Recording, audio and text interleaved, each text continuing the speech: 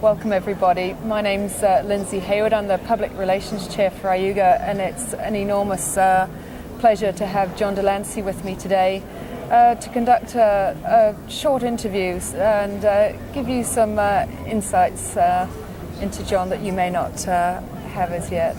John, thank you so much for coming along today. You're welcome. I thought I'd just start by asking why you chose gynecology as a specialty.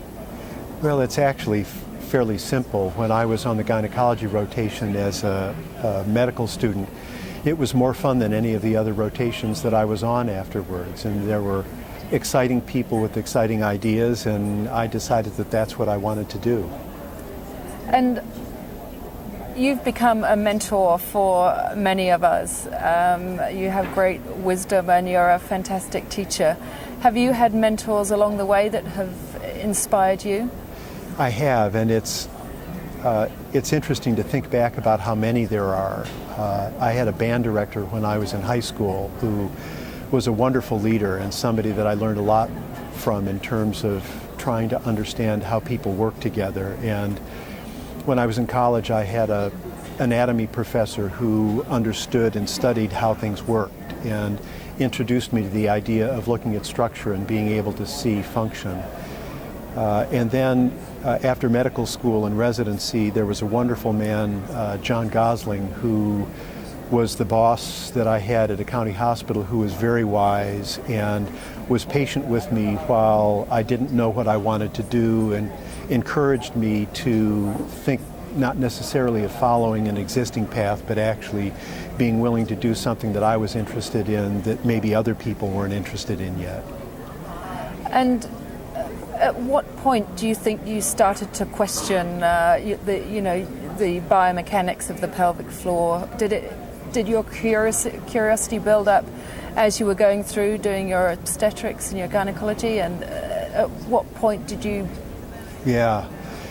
Well, and with those things, you never know that it's happening at the time. I had a job when I was in college working in an autopsy room, and so I had looked at the anatomy and recently dead people hundreds and hundreds of times. And when I was a resident, I started to realize that the pictures that I was seeing in textbooks were completely different than what I'd seen when I was in the autopsy room looking at pelvic anatomy. And so I became curious about why there was this difference, and had a wonderful anatomy professor in medical school, Dr. Ulrich, who made anatomical specimens available to me and helped me to look for myself rather than just depending upon the pictures in books. And over the course of time started to realize that it was going to be necessary to try and understand how things work rather than just looking at a static picture in a book. And that led to anatomy, and then MRI was coming around at the same time, and we realized that we could actually look at anatomy in living women. So that's how things got started, kind of by accident. But it was something that was very interesting at the time. And how important has the collaboration been between the different disciplines with the bioengineers and the physiotherapists? Yeah. You've got a large research group. Do you think the different ways of thinking are symbiotic? Yes, and symbiotic is a very good word. Part of the need to try and understand things was to be able to understand the mechanics, and I was so very fortunate to meet James Ashton Miller, whose father wrote a textbook of urogynecology in the 1980s. And James was genuinely interested in what was going on with continence, and yet had all of a fully trained biomechanical engineer's insights. And it was the dialogues that we had together trying to be able to come to terms with how would we start to study the pelvic floor that I think was where we started to be able to find a way ahead, that neither of us alone would have been able to move things forward, because it really required the conversations between the two disciplines in order for people to be able to move things ahead. And then Janice Miller, who was in nursing that was interested in clinical outcomes, Carolyn Samsell, who was in the School of Nursing, and many other colleagues at our institution have all joined the dialogue, and it's been a very interesting experience to have people with different perspectives be able to add in. Excellent. So we were talking a little bit before that perhaps the way we work now is the ambulance at the bottom of the cliff, and perhaps we need to be preemptive. I mean, it may be sometime in the future, but doing some modelling of which women are going to be at risk and so on. Have you? Yes.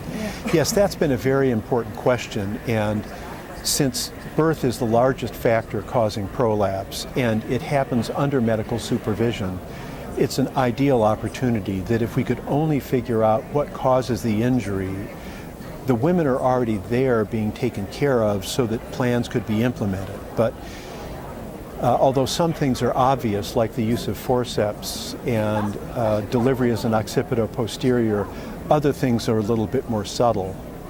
And it's also difficult to then engage with the people that are providing obstetrical care, who often are not the ones that are seeing the prolapses afterwards, to get their willingness to be able to change things so that they can start to be able to prevent injuries. But I think it's something that very much can be accomplished. It's a matter of everyone developing the will to be able to do that. And how do you feel about international collaboration? Some think tanks or people coming together, like the meeting you've just been in recently in Boston. Yes. Yeah. Yes, I think that that's a very important time for people to exchange ideas. It was in a World Congress of Biomechanics, and each person brings different insights, and when one group works together, they tend to have a shared understanding. And that understanding, although it may be right in certain ways, is always inherently flawed. And it's the colleagues from other countries who look at that research and comment on it that are the ones that actually call attention to the areas that need work. So I think that with the ease of electronic communications now, it's much easier for us to keep in contact with colleagues around the world to be able to have discussions about what's going on. If you can look forward 50 years in the future to your grandchildren or great-grandchildren, how many of them do you think will be having a normal delivery, and how many do you think will be ending up with an elective section? Well, my thought is, since only 10% of women are injured, that 90% of women should have a normal delivery.